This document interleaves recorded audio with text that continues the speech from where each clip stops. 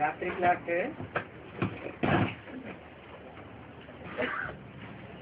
4 जुलाई 1968।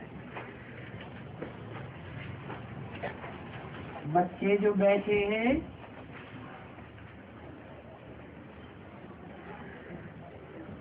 और ये जो नई बात है बच्चे समझते हैं कि बाबा बाबा भी है, शिक्षक भी है और गुरु भी है।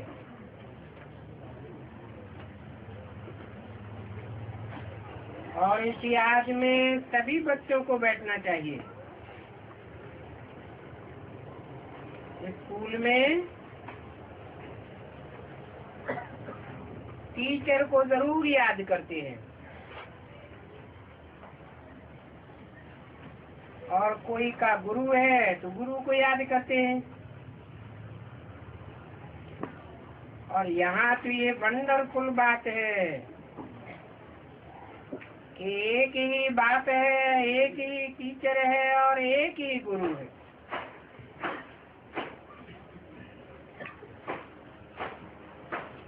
तो सत्य के आदि मध्य अंत का ज्ञान सुनाते हैं।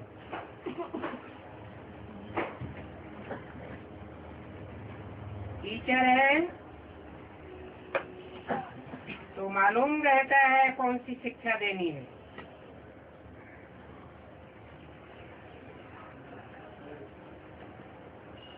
और योग भी सिखलाते हैं। योग अलग है और ज्ञान अलग है।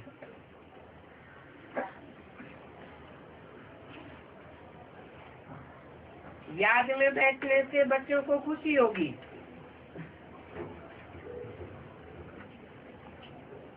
मुखड़ा हर्षित हो जाएगा। बच्चे समझते हैं हर 5-4 वर्ष बाद बेहद के बाप से हम मिलते हैं और मिलते हैं बेहद का बरखा लेने के लिए। परंतु बहुत बच्चे कहते हैं बाबा याद नहीं पड़ता है।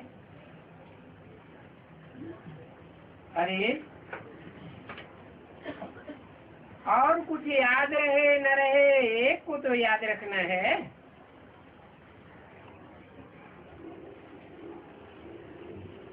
कि वो बाबा भी है, टीचर भी है,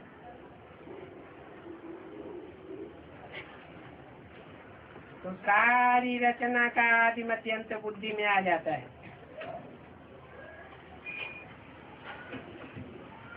ये भी मालूम है अभी हम वापस जाते हैं, क्योंकि बाप लेने आए हैं। याद की यात्रा से हम पवित्र बन जाते हैं, तो हम जाते हैं। और तुम ये भी समझाते हो कि ईश्वर सर्वव्यापी नहीं है, क्योंकि सारी दुनिया तो कहती है ईश्वर सर्वव्यापी है, और तुम कहते हो कि वो सर्वव्यापी नहीं है, वो तो एक व्यापी है। हम उसे एक व्यापी को याद करते हैं।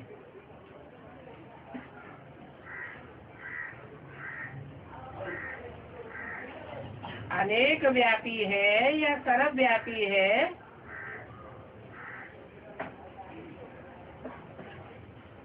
तो तुम समझ जाते हो कि ये तो रावण राज्य है, आसुरी राज्य है।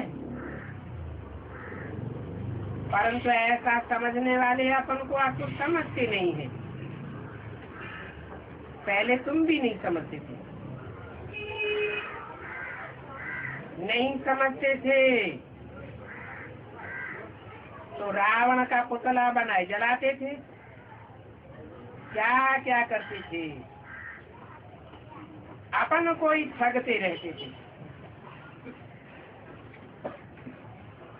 अपन को ठगते ठगते तुम्हारी जेब ही खाली होती रही। पहले तुम्हारी जेब भरपूर थी, परंतु माया ने आकर के तुम्हारी बुद्धि रूपी सारी ताकत काट ली। जैसे कोई जेब कटे होते हैं ना, तो हम सो का अर्थ भी बाप ने समझाया है कि हम तो ब्राह्मण हैं, फिर हम तो देवता क्षत्रिय वैसे शुद्ध बनते हैं।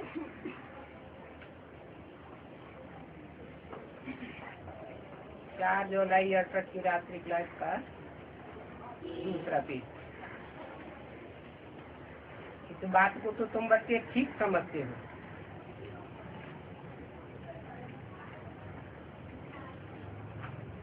ऐसे तो नहीं है कि तुम कोई गस्सा मारते रहते हो। अभी तुम फील करते हो शास्त्रों में जो कुछ पढ़ा है वो सभी गस्से ही गस्से थे, और खर्चा करते करते जब खाली एकदम इंसॉल्वेंट बन गए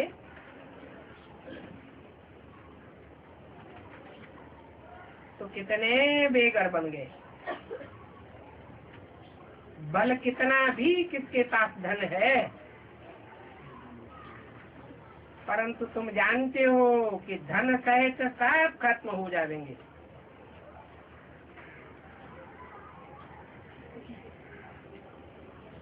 तुम बच्चे तो भरपूर हो जाते हो, बाप तुम्हारी झोली भर देते हैं।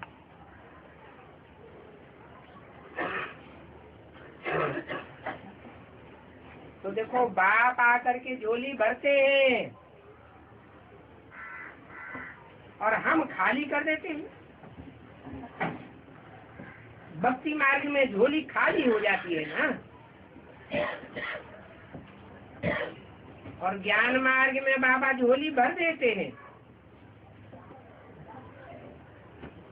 तब ही बाप समझाते हैं मनुष्य बिल्कुल पत्थर बुद्धि है, और यहाँ तो तुम बाप के टीचर, बाप और टीचर और सदगुरु तीनों के संग में रहते हो,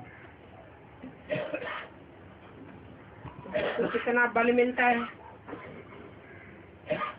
कुछ भी होते हो। कोई की दिल होती होगी कि 3 दिन ही सही बाप के सन्मुख आकर के हम रिफ्रेश होकर के जाएं। बाबा की तो मना नहीं है। हाँ, सर्वसेबल बच्चा हो जो बात समझे, ये रिफ्रेश होकर के जाएंगे तो कमाल करेंगे। बाकी सर्विस नहीं करते हैं, वो आकर के क्या करेंगे?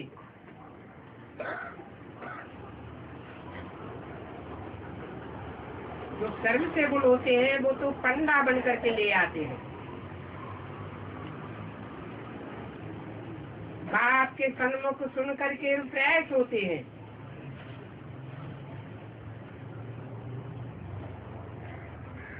वहाँ बाहर की दुनिया में जाने से इससे रिफ्रेशमेंट नहीं रहती।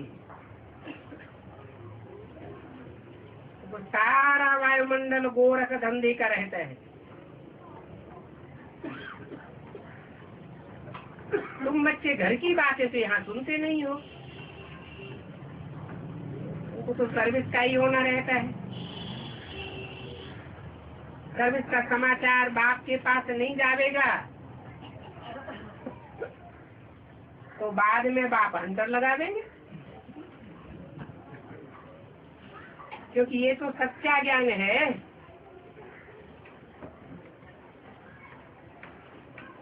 शंकर के लिए समझ लेते हैं कि वो झोली भरते हैं, क्योंकि शंकर को साकार में देखते हैं ना। मूर्ति बनी हुई है तो समझते हैं मूर्त रूप है, साकार है, तो समझते हैं कि शिव तो निराकार है, वो कैसे झोली भरेंगे।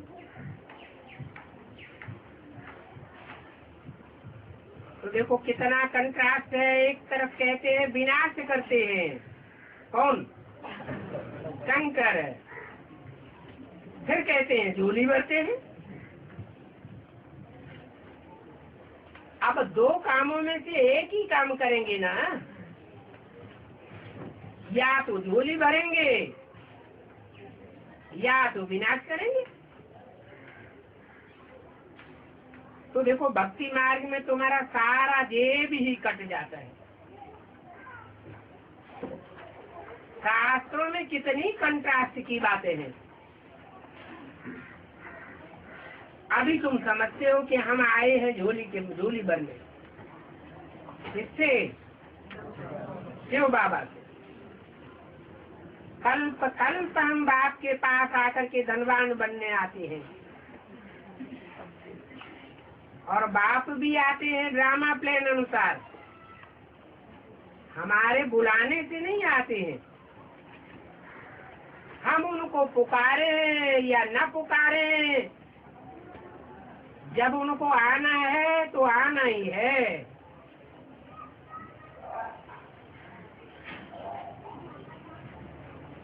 ऐसे नहीं कि हमारे ऊपर दुख पड़ता है, तकलीफ होती है, हम पुकारते हैं तो वो आते हैं। ये पॉइंट बहुत अच्छी समझाने की है। और एक पॉइंट भी पक्की कर ली तो बेड़ा पार हो जाएगा। बेहद के बाप को याद करो तो बेड़ा पार है। बेहद के बाप से बेहद का जेब भर जाता है। बेहद का जेब क्या है?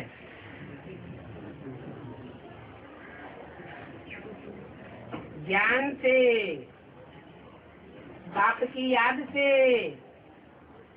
दिव्य गुणों के भंडार से,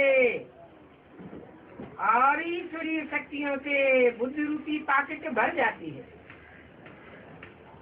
और साथ ही साथ तुम्हारी आयु भी बड़ी हो जाती है।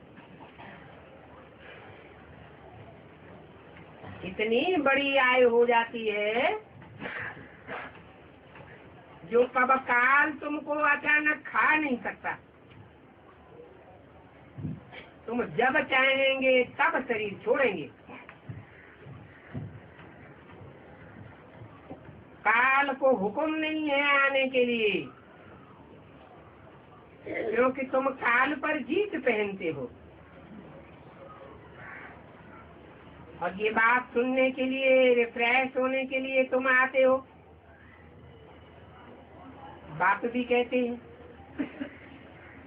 आज मैं तुमको नई नई बुझी बुझी बातें सुनाता हूँ, और सारी बातें कितनी अच्छी रीति समझाते हैं। सिर्फ कहते हैं कि अपन को आत्मा समझ मुझ बाप को याद करो। ऐसी बात में भी तुम मुझते रहते हो। अरे बाबा हम कैसे अपन को आत्मा समझे? अरे ये तो बहुत सहज है, तुम तो हो ही आत्मा। आत्मा प्रकृति के बीच सितारा है।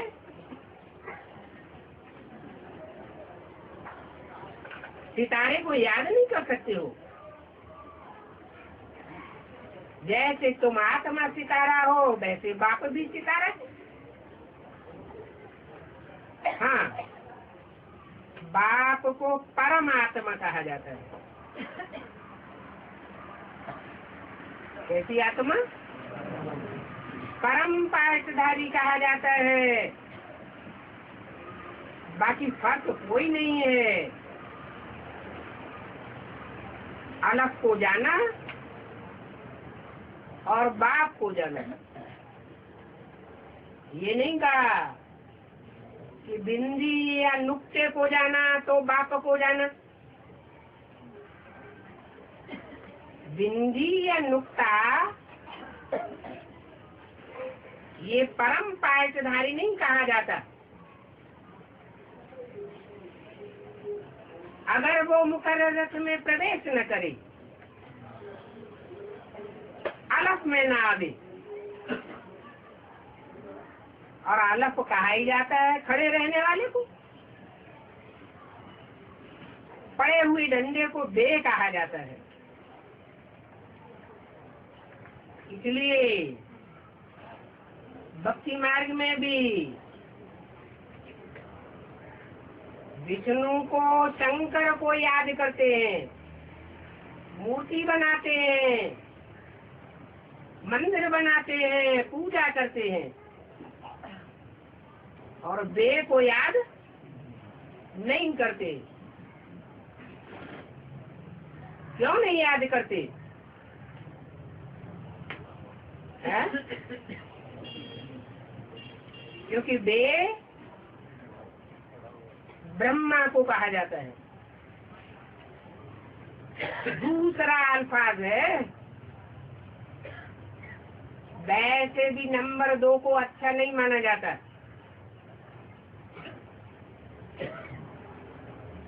माँ से कोई वर्षा नहीं मिलता है, वर्षा बाप से मिलता है। और बिंदी को भी बाप नहीं कहा जाता। बिंदी बाप से वर्षा नहीं मिलता है, क्योंकि तुम्हारी याद भी प्रवृत्ति मार्ग की है, निवृत्ति मार्ग की याद नहीं है। इसलिए बोला है न सिर्फ साकार को याद करना है और न निराकार को याद करना है। साकार में निराकार को याद करना है, प्रवृत्ति मार्ग की याद।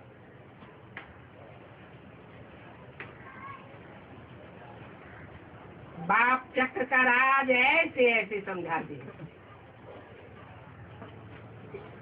गायन भी है, खूब जाए। ढीलनिया, वो भी स्वर्ग की मालिक बन जाती है। उपजा किसको कहा जाता है? जिनकी रीढ़ की हड्डी ही टूट गई हो। ज्ञान मार्ग में जो ज्ञान में चलने वाले हैं, उनकी रीढ़ की हड्डी कौन है? बाप दादा ही बैकबोन है। और बैकबोन बाप दादा ही जिनकी बुद्धि से टूट गया, तो समझो रीढ़ की हड्डी ही टूट गई।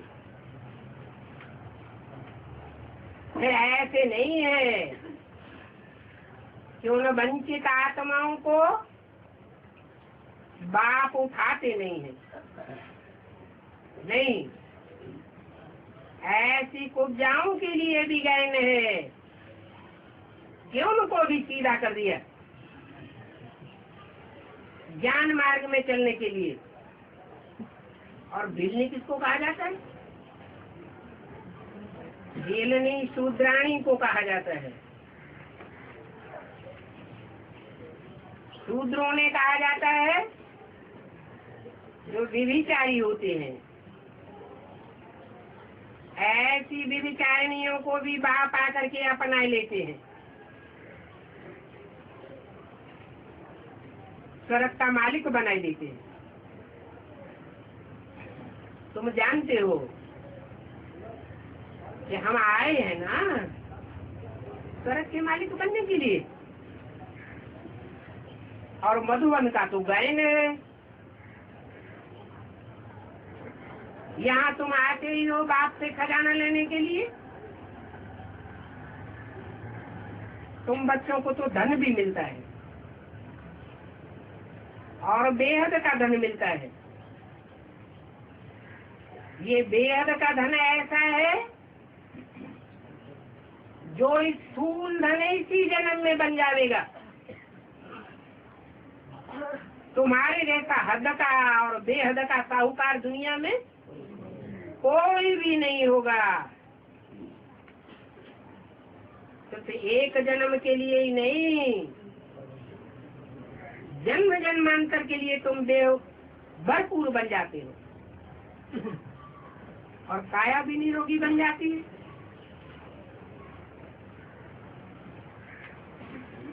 जिनकी उपमा करते आए हो वो अभी तुम बनते हो। दुनिया में तो किसी को भी पता नहीं है। ये ब्रह्मा भी नहीं जानते थे। तुम बच्चों को ख्याल रखना चाहिए कि बाबा आकर के हमको विश्व का मालिक बनाते हैं।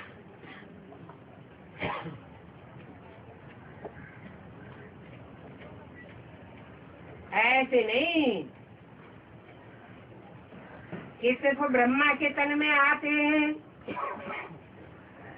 ज्ञान सुनाते हैं और हम विश्व के मालिक बन जाते हैं। नहीं, ब्रह्मा को तो बाबा इसलिए कहा जाता है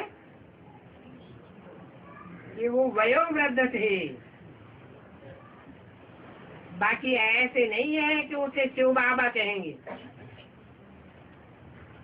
शिव बाबा तो प्रैक्टिकल में आते हैं। क्या करने के लिए?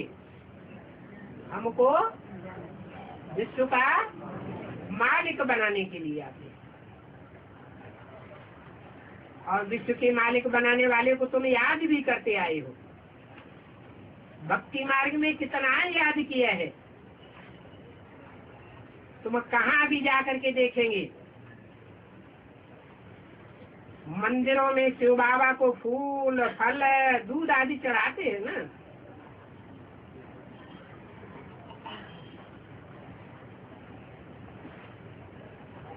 कहाँ की यादगार है?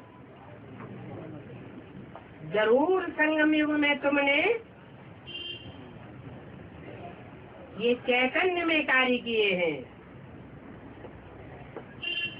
लक्ष्मी नारायण के मंदिर कहेंगे,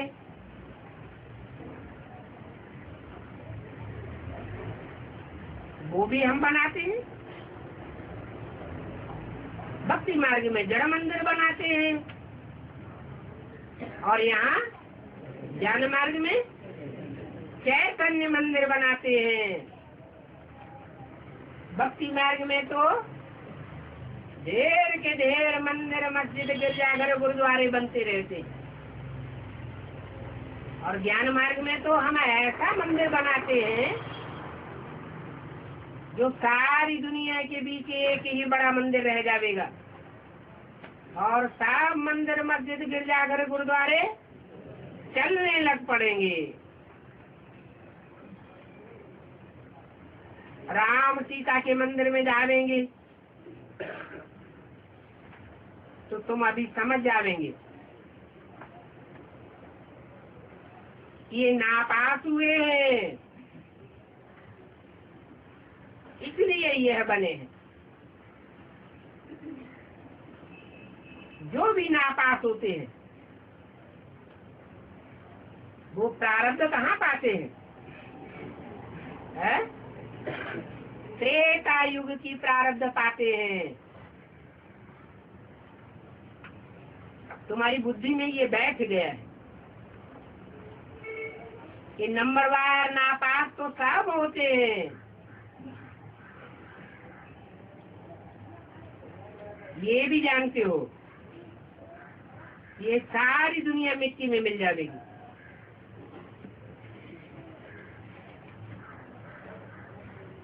पुराना सब कुछ खलास हो जाना है,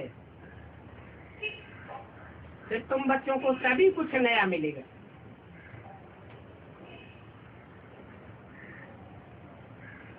यहाँ तो है ही पुरानी चीजें, तमो प्रधान।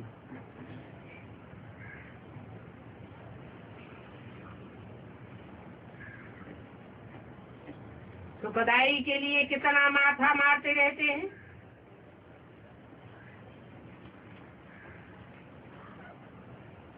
नई दुनिया में तो सब कुछ सुखदाई होगा। वहाँ तो ढेर के ढेर हीरे होंगे।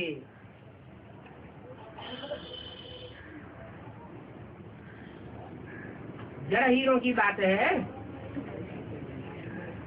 जो भी आत्मा रूपी हीरे होंगे नई दुनिया में सब चमक मारने वाले सुखदाई होंगे।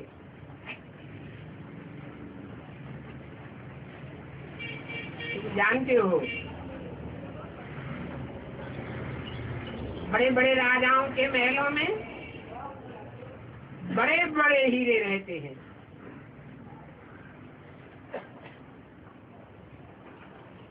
जब भक्ति मार्ग में हीरे दिखाए हैं वो कहाँ की यादगार है?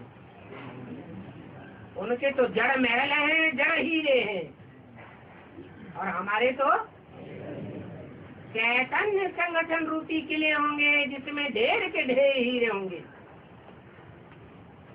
तुम साक्षात्कार भी करते हो,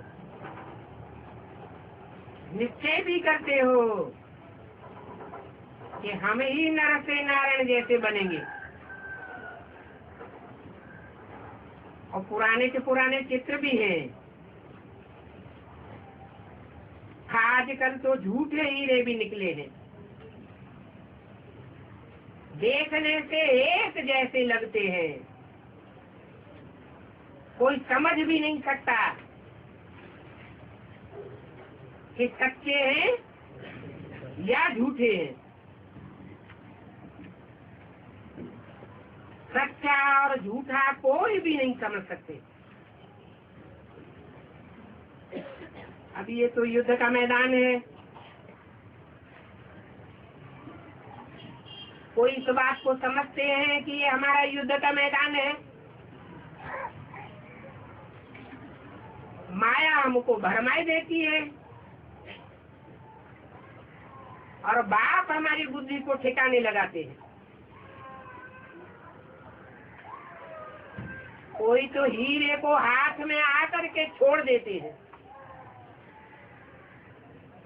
और बदले में कांच के रथा उठाए लेते हैं। अब कांच के रथ तो दुखी ही देंगे ना।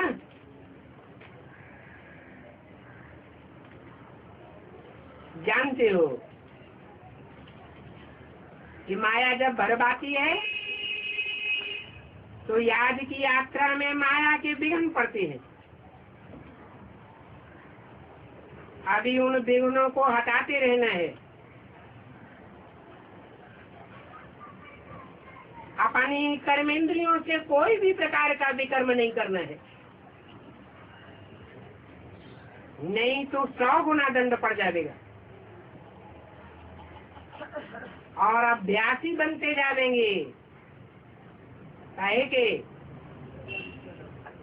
विघ्नों में फंसने के अभ्यासी बनते जाएंगे। इसलिए सदैव याद करो कि हम आत्मा हैं, और आत्मा समझने से ही बाबा भी पक्का याद आवेगा। समझेंगे कि आत्मा सभी प्रकार के संस्कार ले जाती है,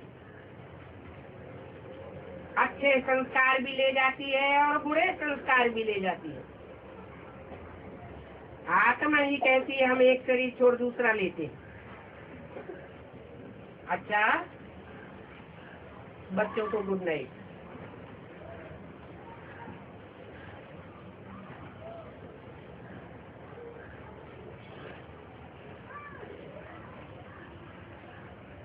आज का प्रातः क्लास है 3 जुलाई 1968।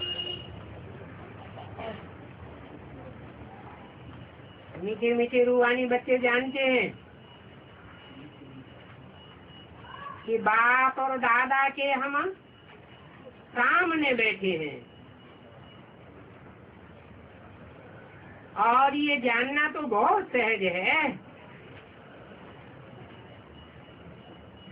कि हम बाप दादा के सन्मुख बैठे हैं।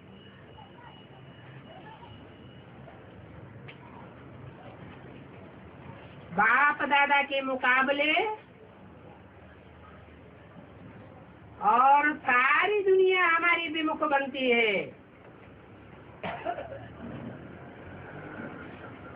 परंतु बाप दादा सदैव हमारे सन्मुख हैं।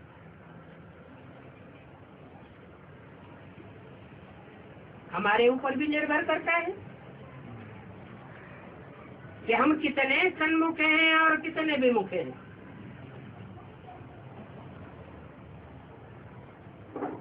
कोई साकार में सन्मुख होते हैं, फोटो खींचा जाए तो बाप के सन्मुख, और अंदर से विपरीत संकल्प चलते हैं, विरोधी संकल्प चलते हैं, तो उनको सन्मुख थोड़ा ही कहा जाएगा। थोड़े ही कहेंगे कि बाप से विश्व की बादशाही का वर्षा ले रहे हैं। जो बाप से विश्व की बादशाही का वर्षा ले रहे होंगे वो अनुभव करेंगे कि हमारी खुशी बढ़ती जाती है। बादशाही पाना हमारा जन्म सिद्ध अधिकार है। जरूर जब सामने बैठे रहते हैं तो खुशी बढ़ती है, क्योंकि तुम अनुभव करते हो कि हम शिव बाबा के नजदीक आ रहे हैं, और हम कोई मनुष्य आत्मा के नजदीक नहीं आ रहे हैं। जानते हो शिव बाबा इस पर्टिकुलर मनुष्य के तन में बैठे हुए हैं। यहाँ बैठे जरूर अतीन्द्रिय सुख में बैठे होंगे। अगर बाप की याद में है तो हर एक अपने दिल से पूछे, हम बाप की याद में बैठे हैं और हमको बाप का वर्षा राजाई याद रहती है, और तो कोई ऐसा सत्संग नहीं होता है जिसमें बच्चों को बाप और बाप का वर्षा याद रहे। यहाँ तो है ही बाप और बाप की बात चाहिए। बाप के पास तुम बैठे हो तो बाप और वर्षा जरूर याद पड़ेगा। वहाँ बाहर की दुनिया में रहते हो तो उतना याद नहीं रहेगा। भले वहाँ भाई भाई हो बैठते हो, परंतु यहाँ तो बाप के सामने भाई भाई होकर के बैठते हो। फर्क हो जाता है। बाप के सामने बैठने से जरूर बाप याद आएगा और बाप का वर्षा याद राजा ही भी याद पड़ेगी। बाबा कहते हैं ऐसी याद में बैठो। बाप के साथ वर्षा जुड़ा हुआ है। बाप की याद से बुद्धि में विश्व की बादशाही जरूर याद आती रहे। अगर याद रहती है तो जरूर अंदर में बड़ी खुशी होती होगी।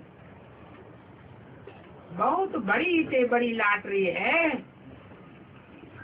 और ये कोई कम बात नहीं है। इस दुनिया में तो बड़ा हंगामा होता रहता है। कांटों का ताज लेने के लिए कितना हंगामा करते हैं, कितना शोर शराबा करते हैं, और प्राप्ति कितनी होती है अल्पकालिक। तो भी कांटों का ताज मिलता है, अंदर से भयभीत भी होते रहते हैं। और यहाँ तो कोई हंगामा नहीं। तुम कितना शांत होकर के बैठते हो। कोई गोरख धंधा आज नहीं है। यहाँ बैठे हो तुम बाप की याद में, तो वहाँ इस पुरानी दुनिया में इतनी खुशी नहीं रहेगी जितनी तुमको यहाँ रहती है। जो दूर से आते हैं उनको जरूर खुशी होती होगी कि अभी हम बाबा के पास बैठे हैं। बाप से स्वर्ग की बादशाही हमको कल्प कल्प मिलती आई है, क्योंकि यहाँ तो तुम सन्मुख बैठे हो ना। विश्व का मालिक बनाने वाले बाप के सामने बैठे हो। गायन भी है, अतीन्द्रिय सुख गोप गोपियों से पूछो।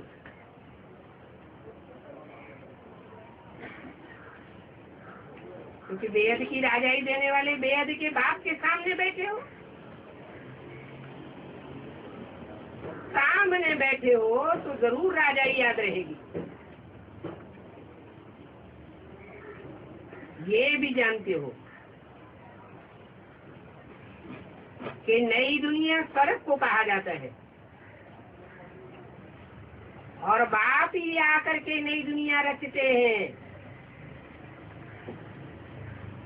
स्वर्ग किसको कहा जाता है?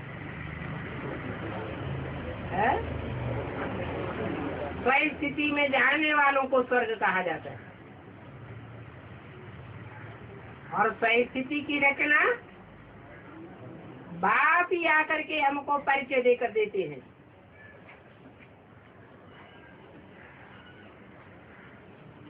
ये समझ कर जरूर बच्चों को बाप याद आता है, खुशी भी होती है। अज्ञान काल में भी कोई बाप के पास पैसे जास्ती होते हैं, कोई के बाप के पास कम होते हैं। जिनके बाप के पास बहुत धन दौलत होती है तो उनको कितना नशा रहता है। ये तो तुम बच्चे जानते हो कि हम तो विश्व के मालिक बनते हैं। बाप भी समझते हैं। सब बच्चों से समझ है वो जानने के लिए पूछते हैं। आगे भी समझाया था अभी तो गायन है, अतीन्द्रिय सुख गोप गोपियों से पूछो, अर्थात मेरे बच्चों से पूछो, बाकी बाहर वालों की बात नहीं है। गोप गोपियां माने ही तुम मेरे बच्चे, बच्चों से पूछते हैं। जब मुझे अपने बाप को तुम इसमें देखते हो तो कितनी खुशी होती है। यहाँ बैठो तो आंतरिक खुशी में होकर बैठो, यहाँ से बाहर में जाते हो तो फील करते हो बरोबर सन्मुख बैठने से बहुत खुशी होती है। बाहर जाने से जैसे खुशी एकदम बिगड़ जाती है, क्योंकि और तरफ बुद्धि का योग चला जाता है। क्यों चला जाता है?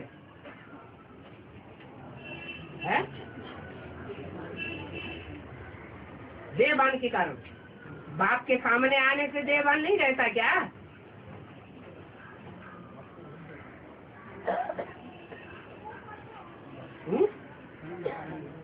हाँ, मुख्य बात है संग का रंग। संग का रंग भी तब लगता है जब बाप साकार में आते हैं। कोई साकार का संग लेने के लिए तुम बच्चे नहीं आते हो। तुम साकार में किसको देखते हो? निराकार बाप को देखते हो, तो संग का रंग लगता है। और फिर सारी बात स्मृति के ऊपर है। जैसे ब्रह्मा बाबा की गोद में कोई जाते थे तो बाबा पूछते थे किसकी गोद में आए हो? कोई कहते थे ब्रह्मा बाबा हम आपकी गोद में आए हैं, तो बाबा कहते फेल। अगर बोले कि शिव बाबा की गोद में आए हैं तो पास हुए, तो क्या अंतर पड़ा है? स्मृति का ही अंतर है। आए तो हैं, लेकिन स्मृति में क्या है? तो शिव बाबा की तरफ बुद्धि का योग जाना चाहिए। 63 जन्म के आदि हो संग का रंग लेने के। बल बाप के साथ आते हो तो भी स्मृति में रहना चाहिए कि हम ऊंच से ऊंच बाप के पास आए हैं। और ये भी जानते हो कि यहाँ हम एक ही बाप के सामने बैठे हैं, तो जरूर बाप की याद में होंगे तो खुशी होगी। अगर खुशी नहीं रहती है तो जरूर याद में कोई घोटाला है। अगर कहाँ बाहर वाले को याद करते होंगे,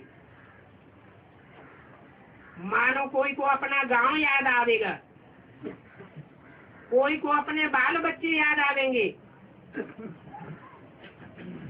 तो खुशी गायब हो जाएगी। यहाँ तो है ही एक बात, तो नरक से बुद्धि निकल जाती है।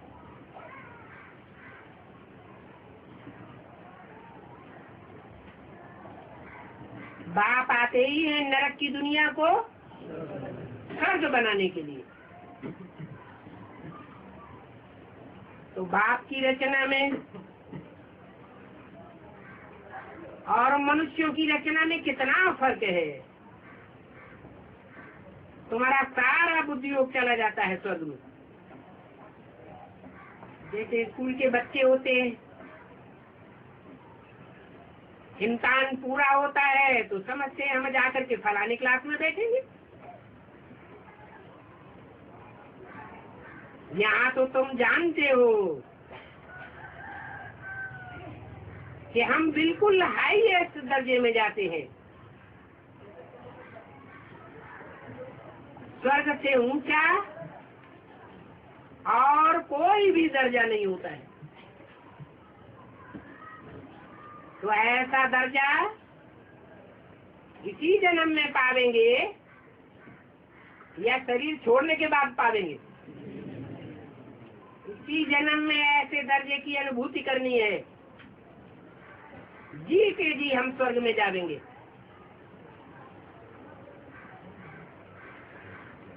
वहां दुख नहीं होगा, भले दुख की सीनरी दुनिया वाले महसूस करेंगे, लेकिन हमारी आत्मा महसूस नहीं करेगी।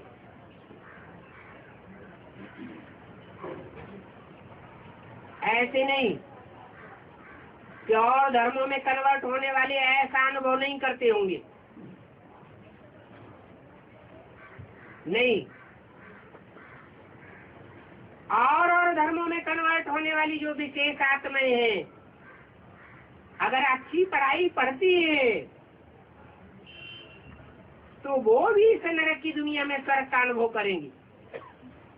इसलिए उनके शास्त्रों में भी पैराडाइज या जन्नत की मान्यता है। अगर उन्होंने ऐसा पैराडाइज या जन्नत नहीं भोगा होता तो शास्त्रों में क्यों ऐसी बात लिखी हुई है?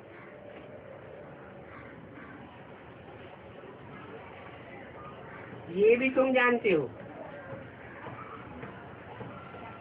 कि शांति धाम में तो शरीर की कर्मेंद्रियां हैं ही नहीं, और कर्मेंद्रियों के बगैर सुख या दुख नहीं भोगा जा सकता। तो शांति धाम में जाने से पहले ही तुम बच्चों को ये इम्तिहान पास करना है। परंतु इसके लिए कैसी स्टेज बनानी है? निराकारी, निर्विकारी, निरहंकारी स्टेज यहाँ ही बनानी पड़े। जैसे बाप के लिए भी बोला है, बाप साकार से आकारी बना, आकारी से निराकारी, फिर साकारी बनेगा। तो जो बाप के लिए वो बच्चों के लिए। बाकी वहाँ ऊपर में तो है शांति धाम, वहाँ तो तुम चुप रहते हो। यहाँ भक्ति मार्ग में बुद्धि कितनी भटकती है,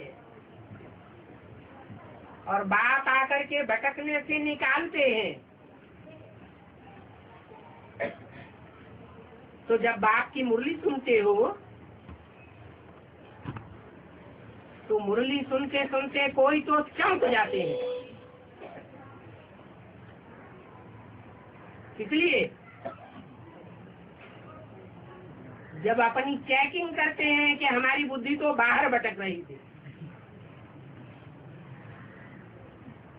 बुद्धि तो बाप की तरफ लगानी चाहिए। अगर बाहर में बुद्धि होगी तो ये प्रैक्टिस पक्की होती जाएगी, और उनको फिर स्वर्ग के सुख नसीब नहीं होंगे।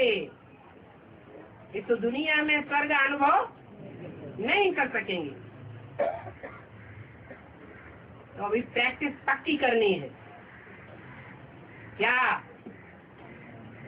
न बाहर की दुनिया में बुद्धि जावे, न निद्रा में बुद्धि जावे। निद्रा में जाते हैं तो बुद्धि बाहर जाती है, अंदर रहती है, बाहर चली जाती है। अभ्यास पक्का होता जाएगा। बाकी ये तो कह सकते हैं, ये हरेक के अपने दिल की बात है, दिल से अनुभव करना है कि हम अभी कैसी पढ़ाई पढ़ रहे हैं, वो खुद ही समझ सकते हैं। ऐसे भी नहीं है कि बाप कोई अंतर्यामी है। और बाप से पूछे, बाबा आप बताओ हमारी बुद्धि कहाँ है? बाप कहते मैं तो अंतर्यामी नहीं हूँ, मुझे एक एक के दिल की जानने की जरूरत नहीं है, ये तो हर एक खुद ही अपने से पूछे। बाकी इतना पक्का है कि यहाँ कोई का झूठ छिप नहीं सकता है, कोई कितना भी छिपाना चाहे, लेकिन कोई का पुरुषार्थ छुपा हुआ नहीं रहेगा। ऐसी बहुत बच्चियां हैं जिनका बुद्धि होगा कहाँ न कहाँ बाहर भटकता रहता है, क्योंकि बुद्धि को धक्का खाने की ढेर जगहें हैं।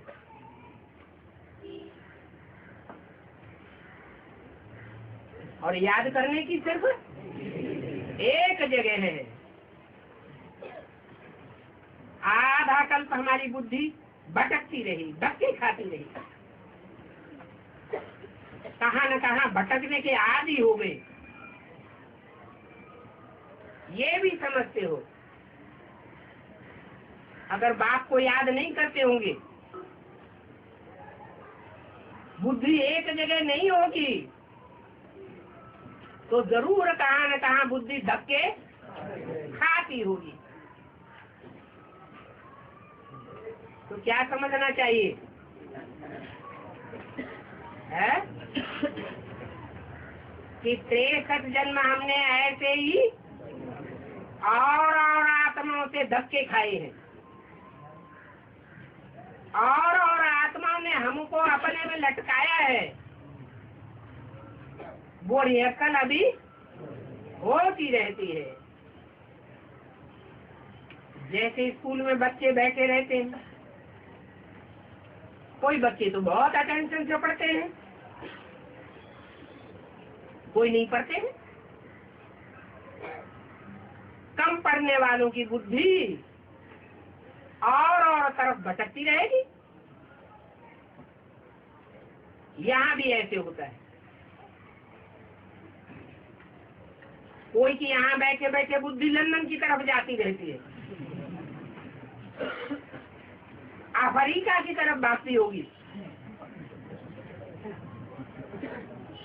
ऐसे होता है। हा? ये लंदन और अफ्रीका का नाम क्यों लिया है?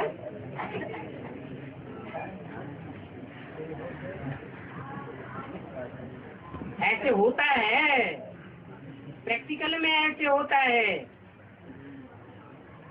भक्ति मार्ग में भी कोई बैठे बैठे रामायण पढ़ते हैं तो सुनने वाले को देखते हैं ये तो तवाई होकर के बैठा है।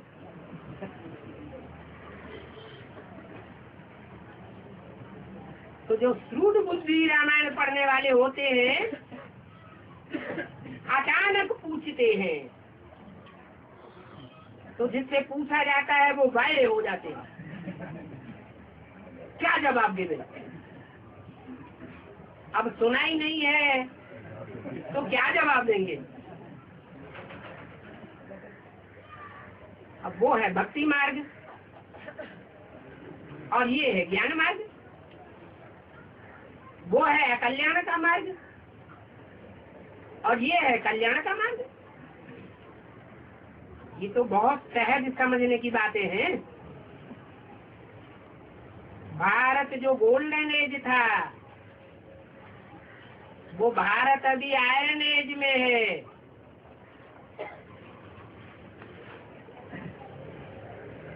तो फिर बाप को याद करने से अभी गोल्डन एज में जाते हो। ये भी जानते हो कि बाप हर 5-4 वर्ष बाद आते ही रहते हैं आयरन एज को गोल्डन एज बनाने के लिए। तो जिनको आयरन एज से फर्स्ट क्लास गोल्डन एज में जाना होगा वो कभी भी पढ़ाई को मिस नहीं करेंगे। 1-2 मिनट भी फर्क नहीं पड़ना चाहिए। तुमको पतित से पावन बनाने के लिए बिल्कुल एक्यूरेट टाइम पर आता हूँ। 1-2 मिनट का फर्क पड़ता है, 1 सेकंड की भी देरी नहीं करता हूँ। ड्रामा में फर्क पड़ ही नहीं सकता, तो बाप समझाते रहते हैं। मीठे मीठे बच्चे, अभी स्वदर्शन चक्रधारी भव।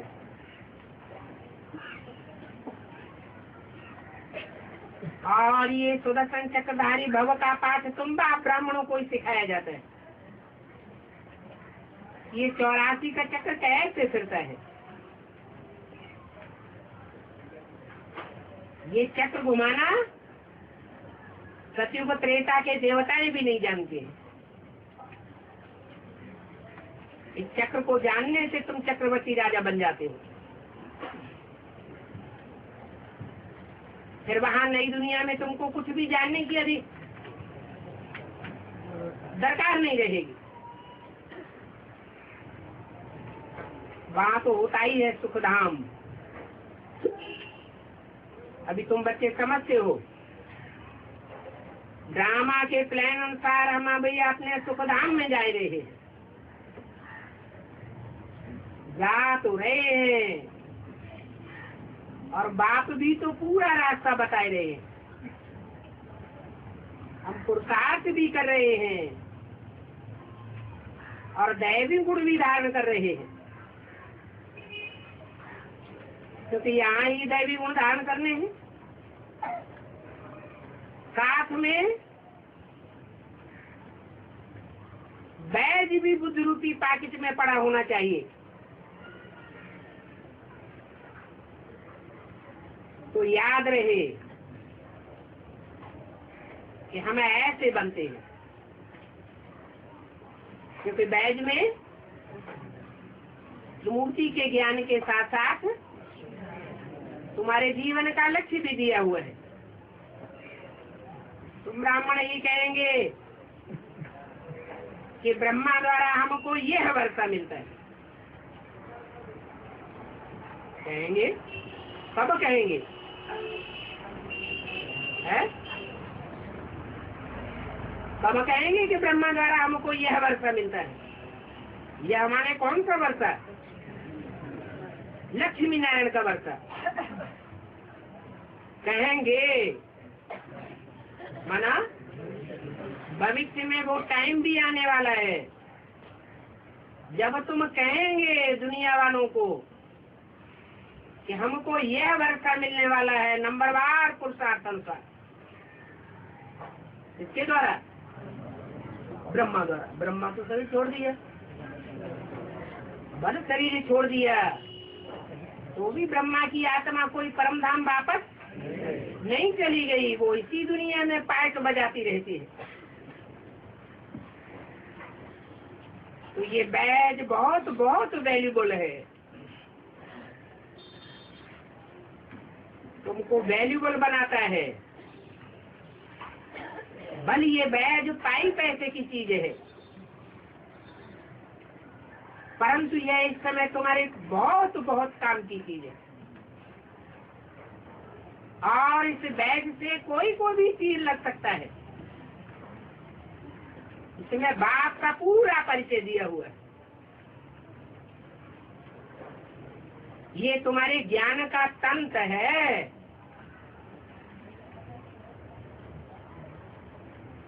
और बिल्कुल क्लियर है। शिव बाबा ब्रह्मा द्वारा विष्णुपुरी का मालिक बनाते हैं। पहले शांति धाम सुखधाम जावेंगे। बच्चे त्रिमूर्ति बनाते हैं, परंतु उस त्रिमूर्ति में गड़बड़ क्या किया है?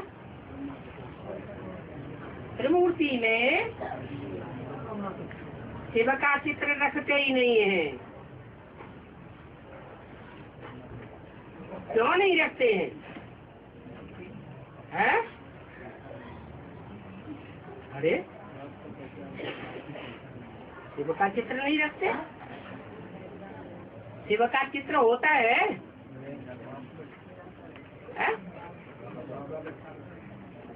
शिव बाबा का चित्र होता है या शिव का होता है? तो क्या कहना चाहिए? शिव बाबा का चित्र त्रिमूर्ति में होना चाहिए या नहीं होना चाहिए? परंतु बच्चे रखते नहीं है। इसलिए नहीं रखते हैं कि त्रिमूर्ति का अर्थ ही नहीं समझते। कहते भी हैं कि ब्रह्मा द्वारा स्थापना और विष्णु द्वारा पालना।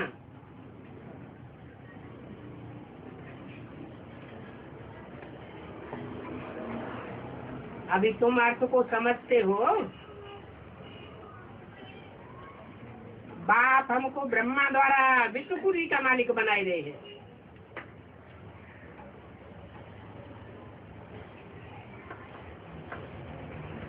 ये विष्णुपुरी का मालिक बन गए। ये है अलग को समझना।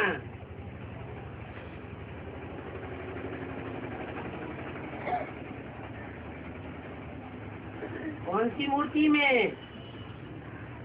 ब्रह्मा भी समाया हुआ है, विष्णु भी समाया हुआ है और हर हर बम बम की यादगार भी समाई हुई है। अगर उसका अलग कोई भूल गए तो अलग के बगैर बाकी सारी भाषा लिख नहीं सकते। ए अर्थात अलग, ए बगैर भाषा लिख नहीं सकते। अलग के बगैर भाषा चल ही नहीं सकती। तो ये भी त्रिमूर्ति में अलग है मुख्य, और ये अलग तो जरूर समझाना पड़ता है। समझाओ, ये बाप है, ये कोई गुरु गुसाई नहीं है, ये हमारा बाप है। और सिर्फ हमारा या ब्रह्मा कुमार कुमारियों का बाप नहीं है, सारी दुनिया का एक ही बाप है। बाबा इसमें प्रवेश करते हैं। ओम शांति।